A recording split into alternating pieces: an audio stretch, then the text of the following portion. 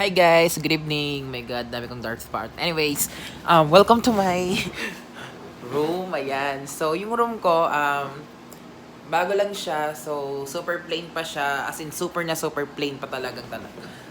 Ayan. Wala pang paint, wala pang mga gamit, wala pang mga nakalagay, and ano ba? Basta super bago pa lang talaga siya. So, yan. So, kung nakikita nyo yan, wala pa siyang tawag dito. Curtain, tsaka dito, nilalagyan ko dito ng curtain. Gusto ko yung full na curtain talaga. At saka, gusto ko color gray. Yes, color gray. Tapos, kung makikita nyo, charan! Oh, di ba? May pa chandelier si mama. Char lang, ayan. And wait. Ayan siya, oh. Charan! Yan.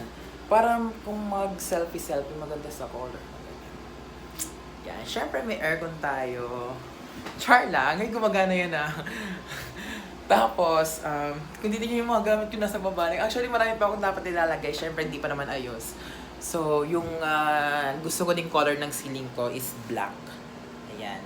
So, sa mga mga nagre-react, gusto ko color black.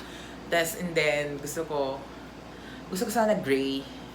Pero titignan ko na lang kung bumagay ba siya, black and gray. And dito lang muna, sorry. So, dito lang muna din yung kama ko.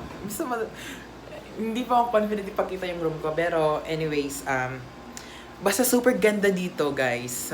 Pag binuksan ko to, mas maganda lalo na pag umaga or mas maganda pag hapon pala kasi kita mo yung sunset. Super ang ganda talaga ng Makeda Bay. And stay tuned lang kasi aayusin ko tong kwarto na to at i-update ko kayo sa bagong kwarto ko. Bye-bye!